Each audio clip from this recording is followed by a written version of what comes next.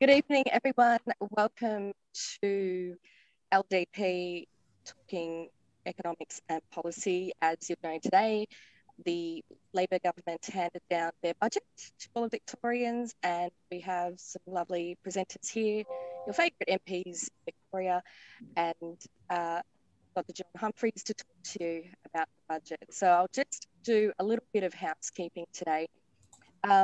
If you have a question at any point, you can drop it in the live chat. That will get picked up. The way it will run tonight, we'll talk for about half an hour on different policy areas and budget areas, and then there'll be a Q&A session for the half an hour remaining. So introductions today. Who would you like to start with? Out of you all, you're all just chopping it a bit to say something. Oh, you are really leaving it to me. Okay, well, I'll start with Tim Quilty MP. He is a member for Northern Victoria. Tim cites himself as a quiet accountant, but if you really did know him in person, he is not a quiet, but he's not quiet, but he's an accountant. You know, he's one of those types of accountants. Then we have David Limbrick. He is a member for Southeastern Metro, and I don't know what you really did for politics, but I'm glad you're in it because you go like a gun down there in Melbourne. Really appreciate your work, as LDP members would. And lastly, but not least, Dr. John Humphreys, who is now the chair. You got elected chair of the executive, is that right? Over at the AGM? President, apologies, John. President. Chair's probably a better term, so it takes away my ego. Okay, so first things first, I will to our first question here.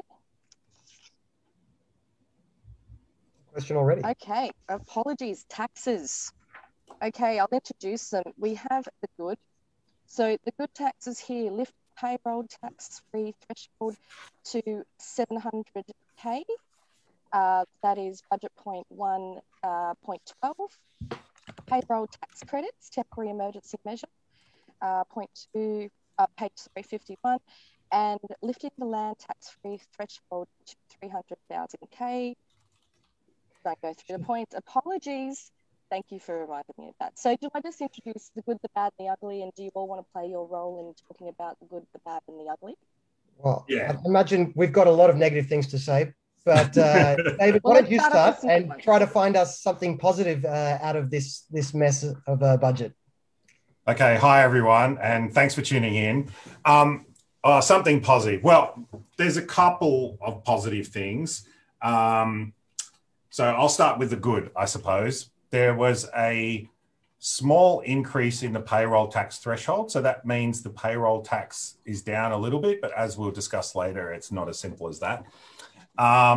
Another thing that's good is it's very rare for us to call for funding increases for government bodies, but we've called for funding increases for IBAC, our broad-based anti-corruption commission, and also the Ombudsman, who I'm a big fan of.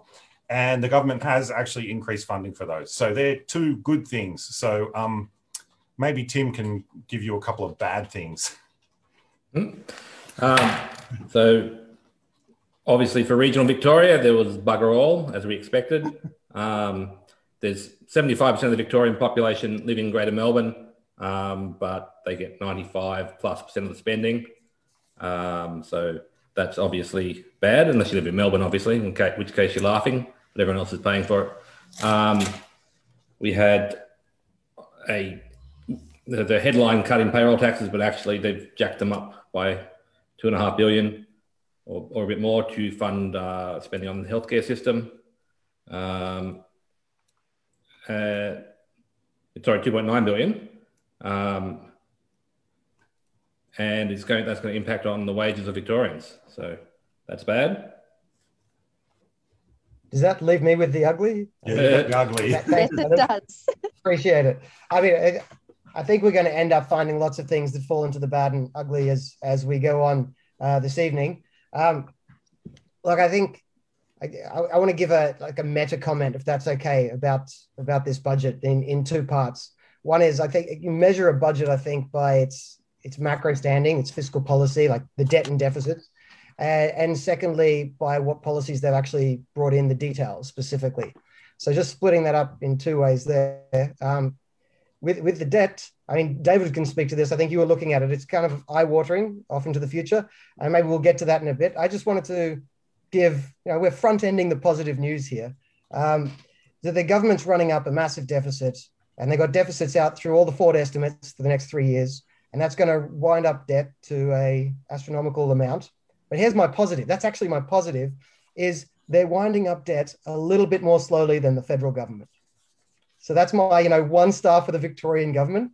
They actually have allowed their budget to get slightly better compared to last year's estimate, whereas the federal government actually sent their budget back. They spent so much. So this government, the Victorian government, has spent too much, but they've allowed their budget to get slightly better compared to last estimates. So they're only increasing debt to a eye-watering level instead of a very eye-watering level. So that's my positive on that front. On the policy detail front, and I think David and Tim would have more to say about the spending side. But the overarching comment is the government has spent a hell of a lot of money. So if the government had done nothing, if they just left the budget alone, the budget would have improved by $30 billion, $30 billion. Right? So instead, they've come in and they've sloshed around and spent about $20 billion. So the budget's only improved by $10 billion.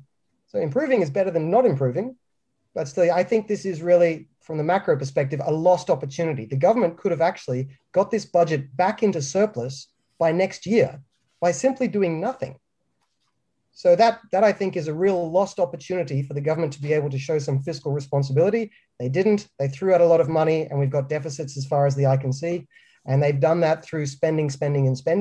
On the tax side, they pretend there's a tax cut in there. There's basically not.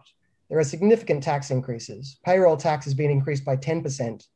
And so they've increased spending a lot, increased tax a bit, and we've been left with a budget deficit and a bigger government. It's a step change up in the size of government. So that's my overarching complaints. I'm sure David and Tim would have lots of details to dive into from that. Yeah, look, I definitely agree with all that. I mean, if you look at the net debt, in the 1920 budget, it was $44 billion net debt. And in the 23-24 estimate, it's $155 billion. So, more than tripling of state debt. It's just absolutely eye-watering. As I've spoken about I'm on the Public Accounts and Estimates Committee. We've been asking questions about who actually holds this debt. They know that some of it is held locally, but actually they don't even know which, I think it was about 17% is held by foreign countries. We don't actually know which countries hold it.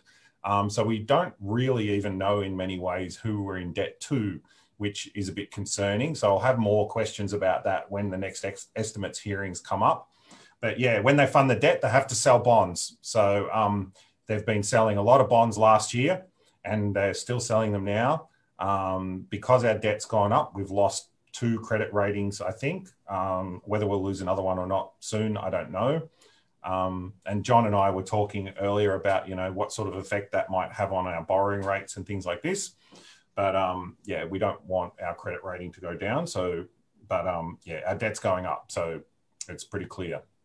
Debt's gone from 10% of gross state product in 1920 up to 25% by 2024 is their estimate. Which is a significant jump. We were talking about 10 being really high back then, but obviously what was before COVID has all been forgotten now, and it's borrow. Yeah, as you say, like a tripling of debt, it's enough to drive you to drink, as Tim's already beat me too. But it's worthwhile adding, even this number, the government claims with some truth that we can manage high debt as long as interest rates are low, and it's true, interest rates are low. So we're able to get by at the moment. The scary thing about that is banking an entire fiscal policy on hoping that interest rates always remain low, and that the international markets always want to lend money to the Victorian government is a risky strategy. It'll probably pay off for the next year, in the short term, but it's a risky strategy to take, because as you look forward, you keep piling up that debt. Victorian government has a finite ability to pay it off. As soon as the markets are spooked, or as soon as we start getting a bit of inflation, which could be around the corner if the governments keep spending like they are, then all bets are off. If the interest rates start going up, then suddenly this massive debt that was easy to manage becomes massive debt that's impossible to manage. And then I'm going to need a bigger drink. Yeah, I think I've said a few times, you'll know when we're in trouble debt-wise in Victoria when you start seeing ads for government bonds on Facebook. I think that's when you know you're in trouble. That's my canary in the coal mine. Yeah. I say the other thing about debt that worries me, and this one's a little bit less tangible. I can't give you the numbers, but in Australia we used to have a healthy aversion to deficits and debt. That the public used to rebel against governments that had deficits too high, and this deficit is too high. That seems to have gone now. We seem to live in an age where politicians have decided they can get away with big deficits. They can get away with ever-increasing debt, and the public will let them. And my concern is what's going to be discipline on a government. I got love David and Tim, but besides them, not every politician can be entirely trusted 100% of the time. They need discipline. And if the public isn't going to give them that discipline, my concern is they're just going to keep spending like drunken sailors out into the future. And maybe this debt can be managed in the short term, but can it be managed if we double it again and double it again? I mean, where does this stop? When do people draw a line? The economy's growing. We should be moving back into surplus. They could have done that. They chose not to because they think they can get away with it. So, John, in the short of that, and David and Tim as well, when it comes to debt, there is no good, bad, and ugly. It's just pretty much ugly. Is that my take home from that it's all just pretty much ugly? Well, I gave them the modified good of saying at least they haven't increased their deficits like the federal government did. The federal government took a situation that was improving and managed to make their deficit worse. The Victorian government took a situation that was improving and managed to make it improve less. So yeah, they both I can only mentally handle one bin fire at a time, and right now I'm focused on Victoria's bin fire. So we might do that for now for debt, leave that one there. As I said, if anyone has questions, put them in the chat. But the next one we will move on to, and I got it out of order, was taxes. So who wants to be the good person to talk about taxes here? I might throw to Tim. Tim loves taxes. Yeah. I'm a big fan of taxes, haha. So, and we talked about it already, the payroll tax-free threshold was lifted to 700,000 from 500,000, I think. It's 650, so it's pretty marginal. 50,000. A very small lift in the tax-free threshold. They made a permanent cut to payroll tax in the regional areas from 2% to 1%. But they can do that because there are very few big companies based in the regional areas, so it really doesn't affect them at all. They've lifted the land tax-free threshold to 300,000.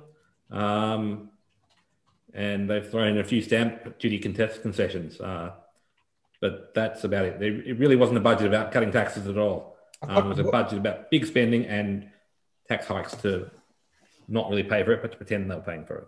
I've got bad news for you, Tim. Most of those, what they're calling tax cuts, were already legislated, and all they did is slightly change the timing. So even their good news is pretty piss poor. Mm-hmm.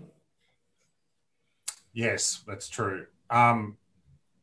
So some of the bad things that we've seen. So as we've said, there's a bunch of tax increases. So the biggest one is effectively, they're calling it the mental health levy. You would have been following the news about the Royal Commission into Mental Health Services, and there was a whole bunch of recommendations which the government accepted, and one of those was to raise the levy. What they've done is effectively put in a new payroll tax.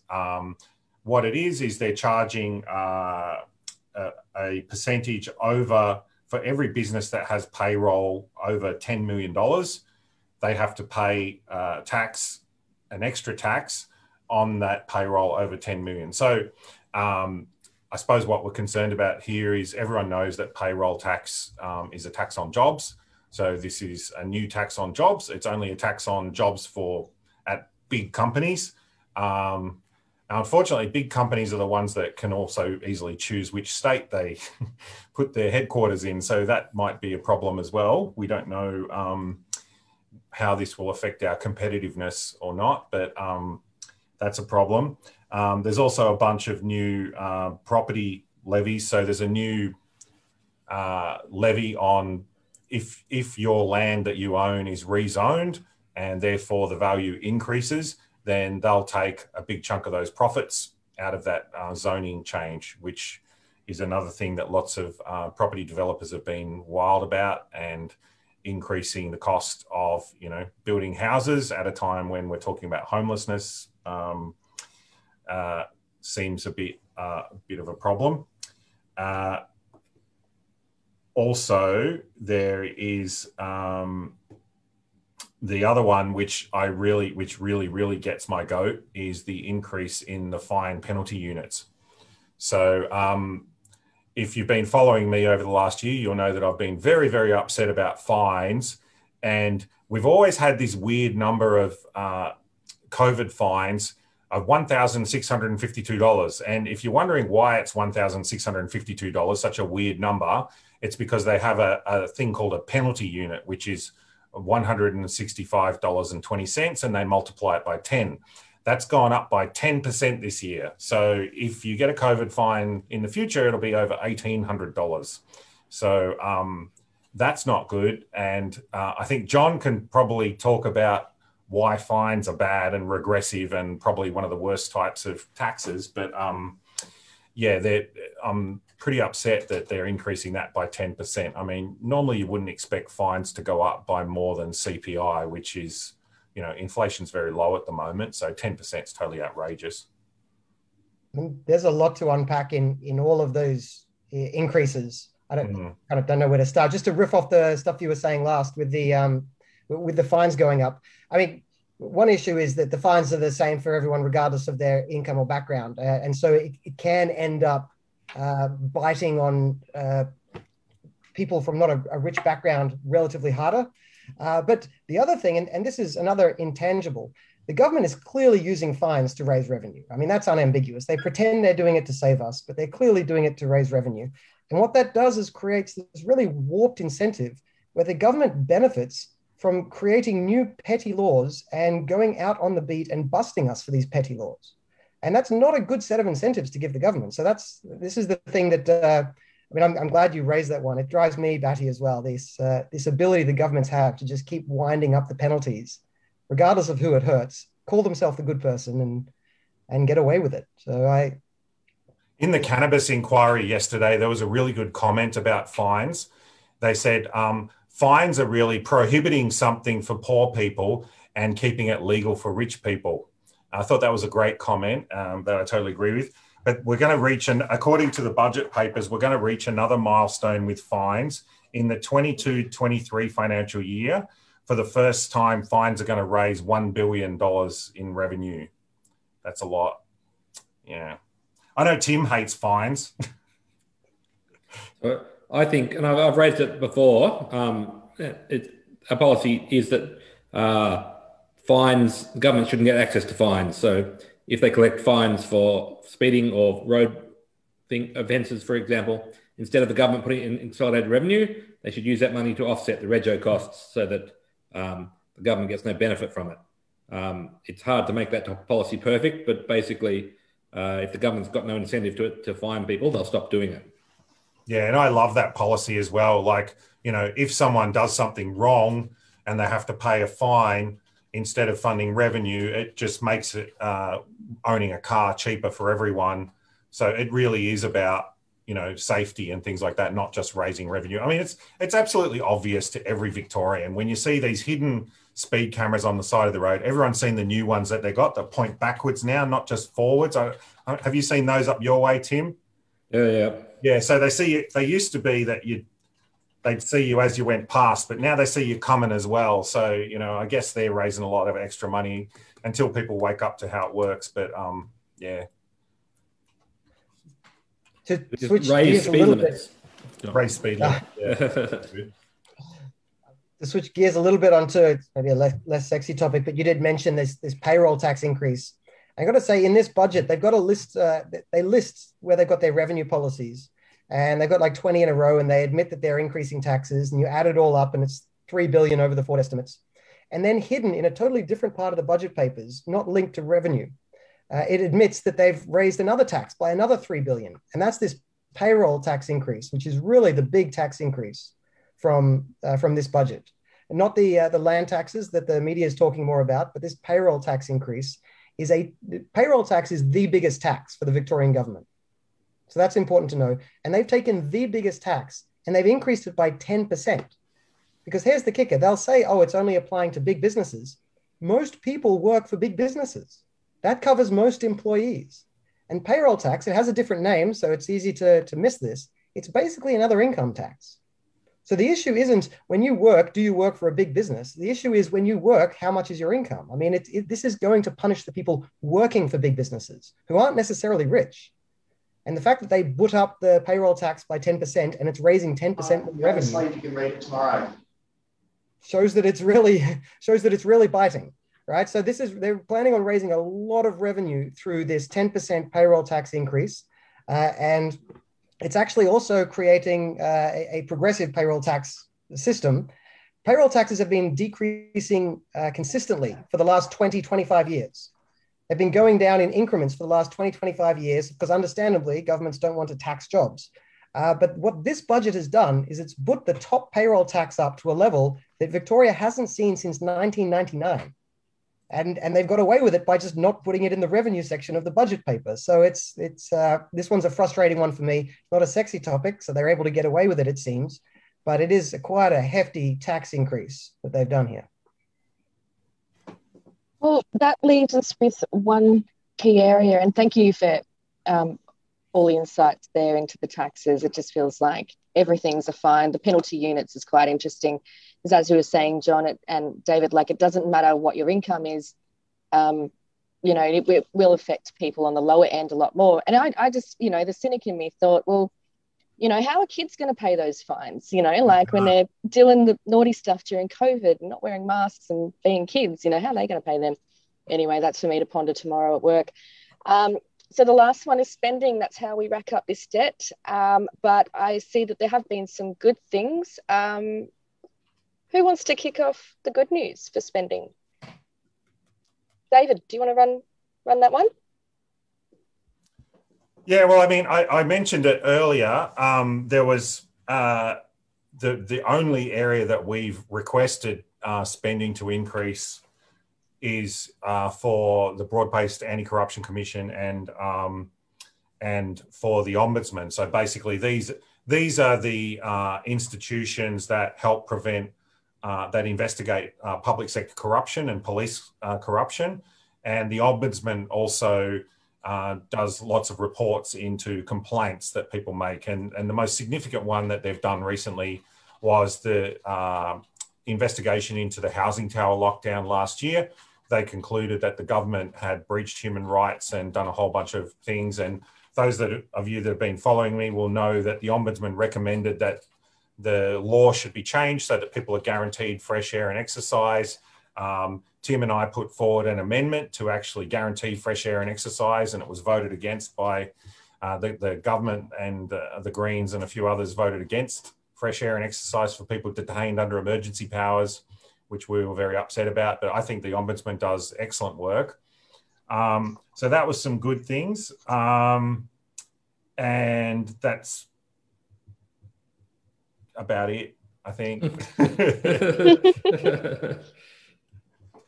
I've got one for you. There's, I don't know if this counts as, do we have a different category? The good, the bad, the ugly, and the funny, the weird?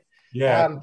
The government has decided to fund the first in Australia, Australia's first ever public sperm bank. So they are in this budget literally going to pay people to wank.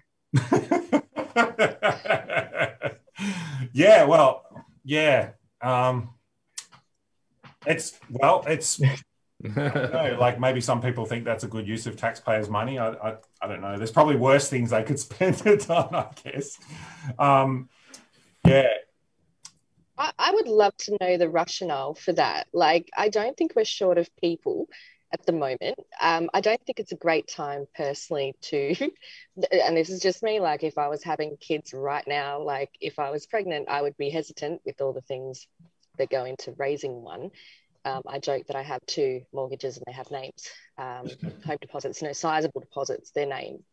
But yeah, that's a really interesting one. So yeah, we didn't have a funny category, but that's definitely one that I think should be put in there. Well, sorry, John, you go. I should probably avoid getting too philosophical, but I can't, in terms of why they've done it, the less funny part is the attitude seems to be that everything that exists should be eventually brought into the public system. And it's an attitude of whatever exists, we need to make sure government has a bite of it, government has some control, some say. That I don't think there was any significant call for this or problem that pre-existed, except for the fact that the government wanted to make sure they had a government sperm bank and a government egg bank, by the way. That was just, I didn't mention that because it was less funny, but they're doing both. Yeah, like it's, my concern here is that there's been a lot of innovation and competition in the IVF sector. And I think the biggest way of scaring people out of investing in a particular economic sector is if the government tries to get involved, because like no one can compete with government, right? And I'm a bit worried about what sort of effect that will have on, innovation and investment in this area in the private sector. We'll have to wait and see what happens with that. But yeah, I'm quite concerned about what sort of effect that will have. Yeah, well, the other kicker here is, I mean, the whole project this is a part of, the public fertility care services. This is a $70 million package over the forward estimates. This, along with the hundreds of other new spending proposals, I'm sure they benefit someone. Someone asked for it. Someone's getting the benefit.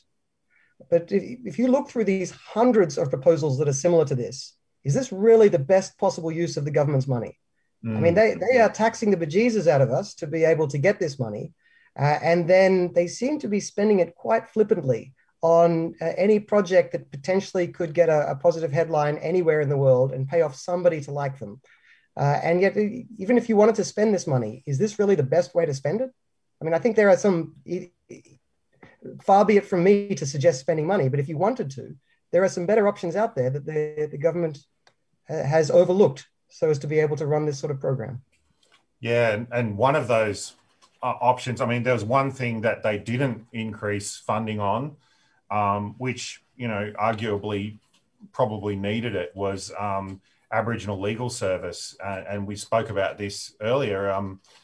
Basically this service provides legal support for, a vulnerable cohort of our community. And especially at the moment with all the COVID fines and that, there's been a lot of people that need access to legal services. And, even libertarians believe that, we need a functioning justice system and people need access to legal advice in order for that justice system to function properly. And they haven't had the money that they need to deal with the increased demand. So the government sort of made these choices to not increase that, but they want to set up this new fertility system. And, I suppose it's, they've made that choice to do that. But to me, it seems like, the justice system, especially for these sort of people, should maybe have gotten priority. But yeah. No, I agree. That makes sense. By the way, if it seems like we're picking on this fertility project, yeah, we are, because it was funny and it came up. But to be fair, there is in the budgets 140 pages of policy changes. And of those, 139 are new spending or new taxes. There is one page, it's a half page actually, a half page of savings after 139 pages of new spending and new taxes. So if you're sick of us picking on the fertility case, you can pick another 130 pages of just constant new policies adding up to $20 billion. There's plenty of waste in there. So we touched on regional spending at the start. Now there is a special budget information paper called Rural and Regional. And you might think that would be the place to go to find out how much money they're spending in the regions. But in fact, that would be mistaken because they don't tell you. They talk about that they are spending money in the regions, but every number they give you is a number for the entire state. And almost all of that money in every single case is being spent in Melbourne. There's money for new schools, but every one of those new schools is in Melbourne. There's money for roads, the roads are being upgraded, but they don't break that up between city and country. They do break rail up. They isolate this $400 plus million being spent on rail in regional areas, but they don't tell us how it's being spent. They just say this includes maintenance work. So basically, they're spending $100 billion on the railway systems in Melbourne, and they're doing some maintenance on the tracks in regional Victoria. It's an ongoing story. Basically, they will not reveal the information about how much is being spent because it's quite clearly not anything close to proportional to the population living in the region of Victoria. I will go through this over the next few weeks and pick out exactly how much is being spent there, but it's certainly not proportional. But regional Victoria is quite used to that, the constant flow of money into the city. One positive, we didn't find any mention about new funding for new national parks. The government's had a proposal to create some new parks in central, all over Victoria, turning some state forests and Crown land into national parks. This proposal's been sitting on their table for 18 months now. They haven't acted on it, and there's nothing in the budget showing funding to act on it. So crossing our fingers that won't happen, maybe. Before, I think there may be some questions coming in, but before we do that, there was one other thing I wanted to riff off, if that was okay. David, you mentioned earlier the windfall gain tax the government brought in. And I think that's, it's a tax increase. We don't like those, but it opens up a fascinating conversation. The idea behind that is if the government passes a regulation that increases the value of your land, they've kind of contributed to that. They get a cut. That's the idea, right? This windfall gain. They change the zoning, your land's more valuable, they get a benefit.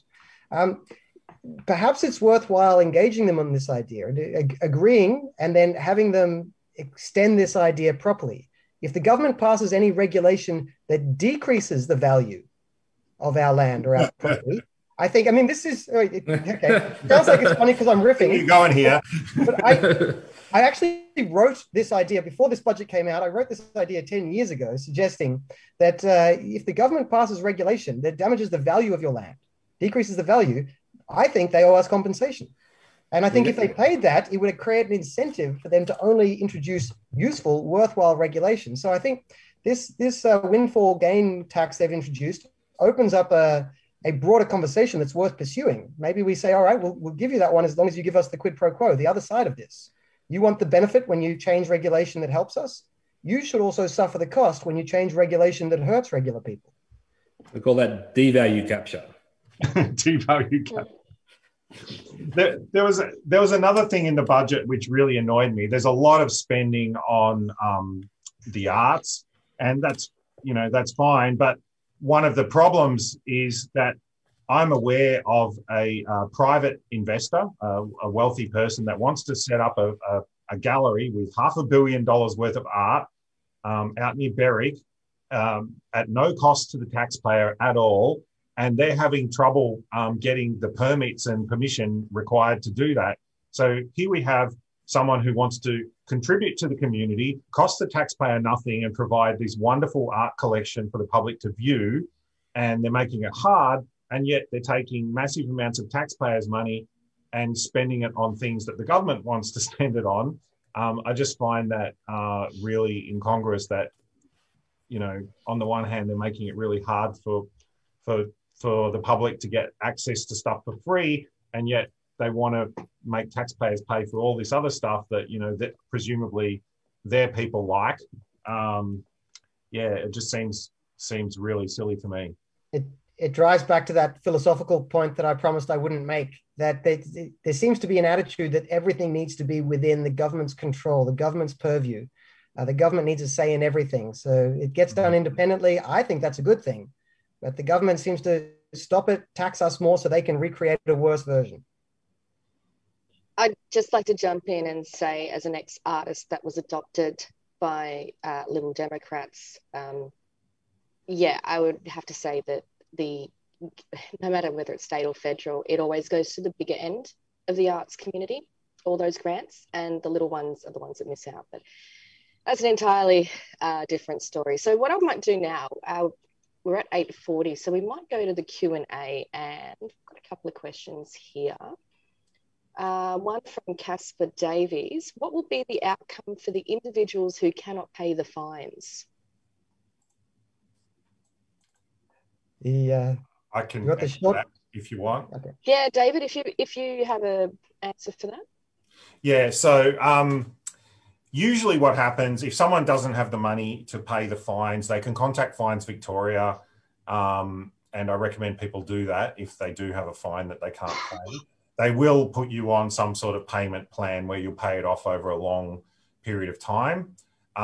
It's possible if you go to court and challenge it with a lawyer, it's possible they might dismiss it under exceptional circumstances, although I'm not giving you legal advice. And if you're going to go to court, you really should talk to a lawyer and not listen to what I say.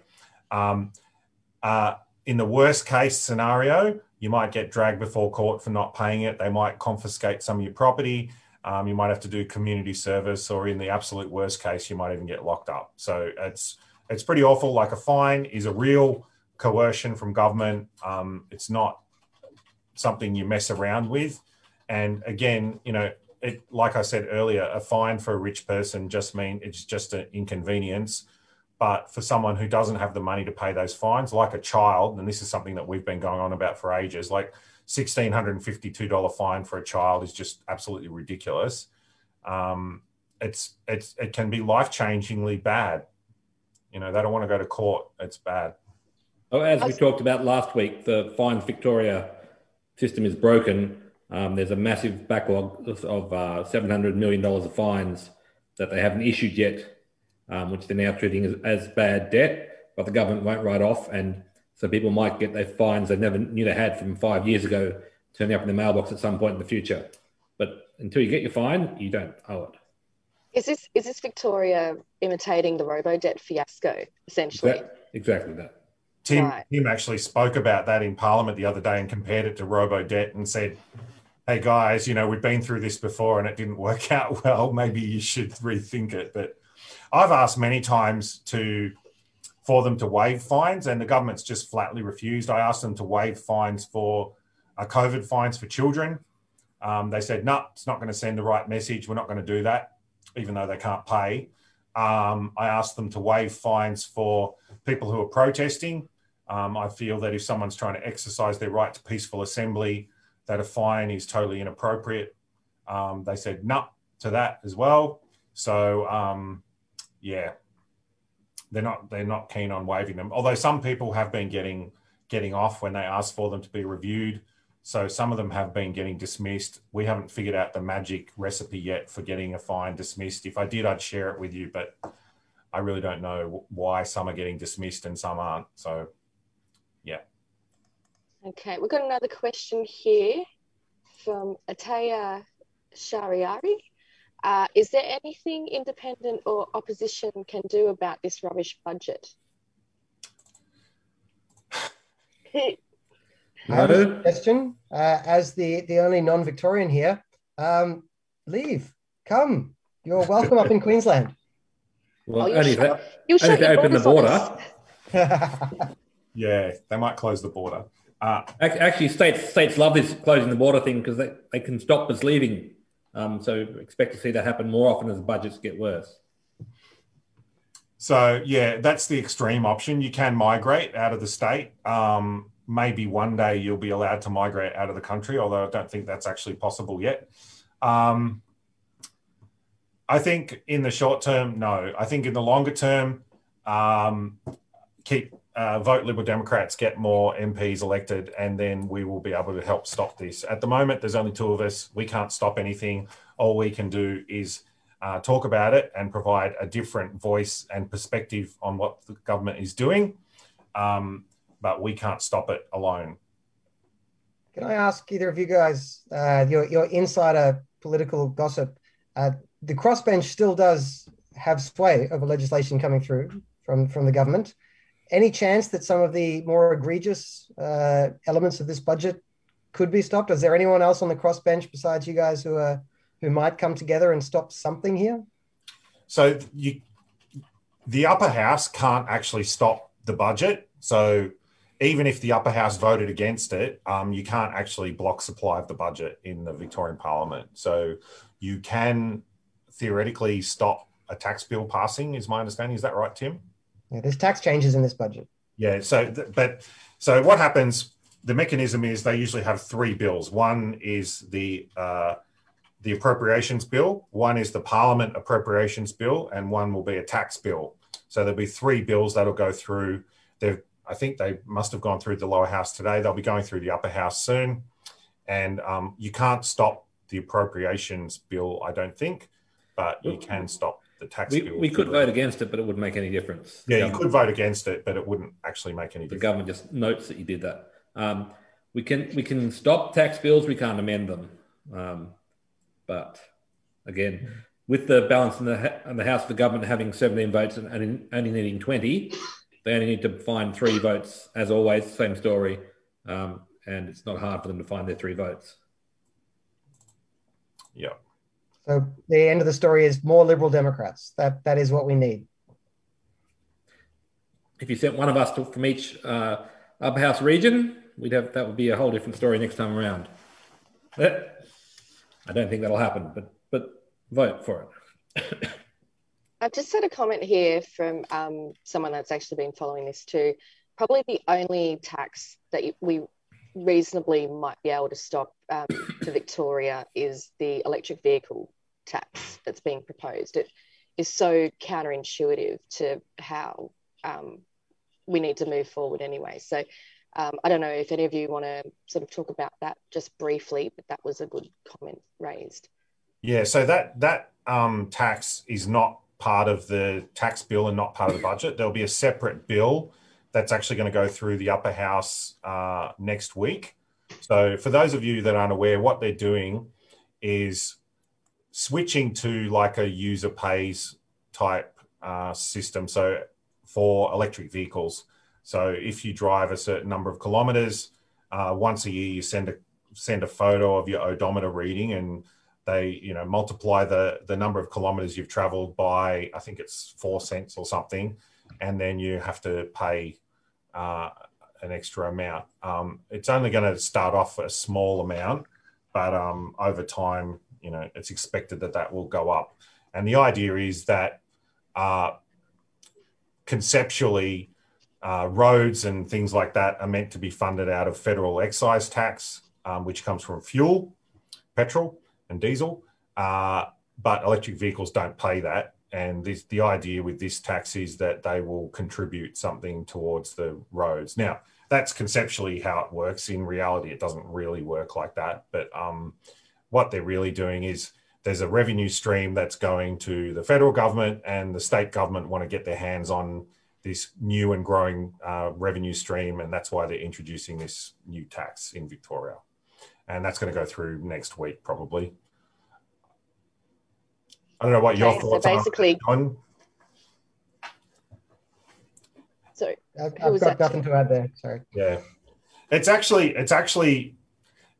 unfortunate that they're doing it this way, because ideally a user pays type system overall would be better, but what they're doing it is user pays just for one specific technology type, and yeah, it's pretty messy what they're trying to do here, and really it's just a tax grab. Yeah, they're really just trying to raise a new revenue stream. The trick with a lot of when the government introduces user pays, which I agree can be a good way to go in a lot of places, but it's supposed to be you introduce user pays and then you cut taxes and cut fees elsewhere so that people have more money in their pocket so that they can be the user and pay. And what the government too often does is introduces user pays and keeps the tax high, which is not how it's supposed to work. So it's frustrating. Yeah, if they were switching all vehicles to user pays and got rid of fuel excise tax, that's a different discussion that we'd be having right now. But that's not what they're doing. They're keeping excise tax and they're adding a new tax as well at a state level. So yeah, it's not ideal what they're trying to do. Okay, we've got another one here. It's actually a comment. So I'd like to get David, Tim and John your insight into this one. From Jackson Walsh. I can't afford my tax bill and I live my life at the same time. I will have to shut my business. I've worked to keep my business open during lockdown, only to be punished for working hard. What's your thoughts on that? Yeah, I mean, it's unfortunately, Jackson's not the only one in that position. This doesn't seem to be a government that is business friendly, or that understands or respects the difficulties that business people go through trying to get their business up, get it running. They put not literally their life on the line, but their livelihood on the line, and a lot of their time, blood, sweat, and tears. And these taxes that to politicians just look like another tweak of the budget to get another piece of their revenue. It's just numbers on a piece of paper to a lot of these politicians and bureaucrats, but to small businesses, it can mean the difference between success and failure, staying open or losing your dream. And it can be heartbreaking or frustrating. Yeah, I mean, after businesses have suffered so much during the last year, I know that some businesses have done well during the pandemic, but many businesses just simply couldn't operate because of the type of business that they ran. And, to see someone's business failing because of, taxes and regulations, it breaks my heart to see people, because I've spoken to so many business people. I know how hard they work. I know how much passion that they put into their business, and to see it fail because of government is really upsetting. In economics, they often talk about effects at the margin. So even if whatever policy you introduce and think, it won't have a lot of impact, at the margins, the people on the edges get knocked off. They get pushed out over the edge. And so that's why government should be very, very careful whatever they do, because economics speak, at the margins means people's businesses being shoved right over the edge. Yeah. And we've seen so many businesses shoved over the edge over the last year. You only have to walk around the CBD in Melbourne and look at the for lease signs to see what's been going on. It's pretty scary stuff. Yeah, Tim, I was actually going to, this brings up a point you could probably talk about a little bit too, just seeing the contrast being on the border of New South Wales and Victoria, and some of the detrimental things that have occurred for businesses on the Victorian side, compared to their counterparts over in New South Wales. You saw it every day, didn't you, really, of those lockdowns? So when Victoria was locked down and New South Wales wasn't, people were crossing the border to shop in New South Wales. When we had the face masks in Victoria, not New South Wales, people would cross just to take their masks off. And there are a bunch of rules they made for Melbourne. It affected everybody in Melbourne equally, and there was nowhere they could go. So it wasn't killing businesses. But up on the borders, where there is a possibility to cross the border, those things have a real impact. Everything they do in Victoria to make business harder here means business crosses the border. We lose jobs, and that's good for New South Wales, but it's bad for Wononga. Yeah, and that was something I think that you said you'd sort of seen along the Murray as well. So there's that contrast as well. I mean, Melbourne, when I was down there the other months ago, compared to what I remember it back in 2019. So look, we're at 8:54. I just might like to give you an opportunity, 60-second summary each on what your thoughts are on the budget, more than 2 words. But yeah, if you would like to jump in, Tim, your thoughts?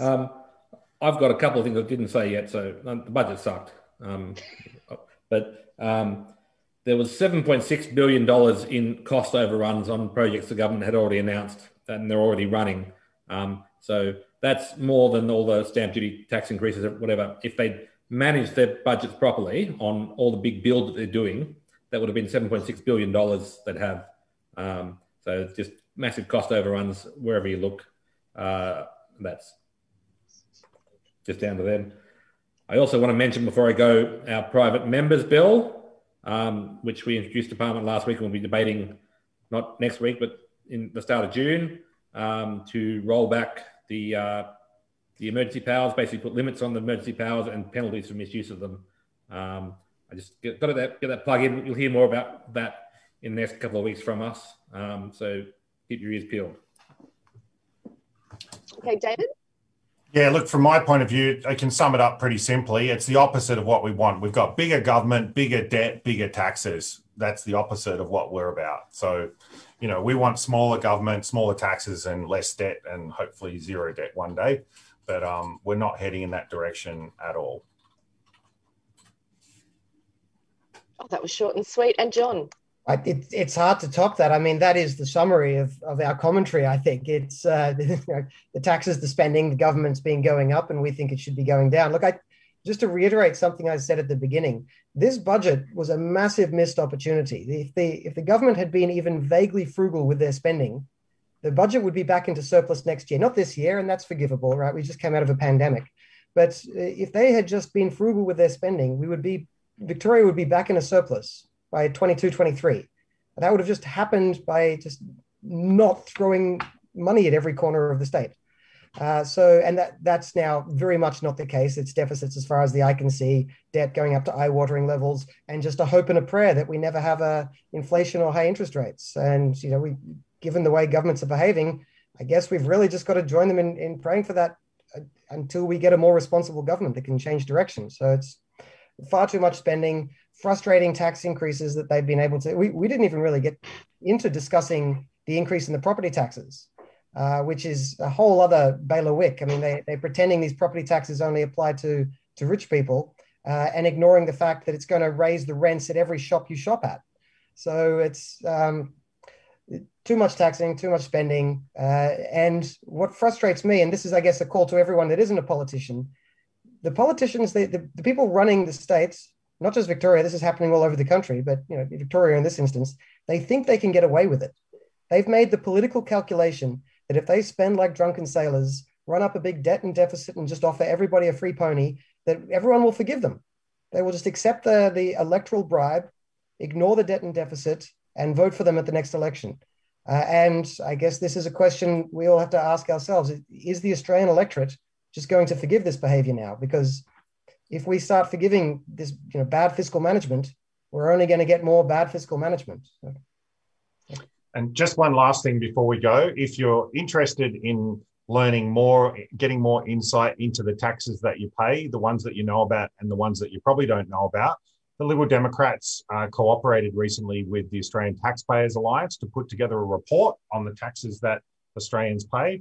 So you can go to www.ldp.org.au/dirty tax, and I'm sure that someone will post that link in the comments as well. But thank you very much for everyone for tuning in today. I've really enjoyed discussing this with you. I know that budgets and taxes is probably not the sexiest topic, but really it's very important because people work hard to earn this money and the government takes that money and we have to keep an eye on what they're doing with it. I'd just like to sum up here something from, I think, the viewers that have been watching this. I think it's great. Lee and Cumbo, am I allowed to swear? Did anyone swear tonight? I didn't pay attention. If you did, I might just kind of flatten myself here. But how many more taxes are they going to come up with? And I do recommend, as David said, go and check out that report. It has been dropped in the live chat. Find out how many taxes you are actually paying right now. It'll probably make you sick. I did when I found out. So it's all worth knowing, and it's good to get across this. And thank you all so much for joining in. Thank you, David, Tim, and John. It's been wonderful to chat. Thanks. Bye all. Bye.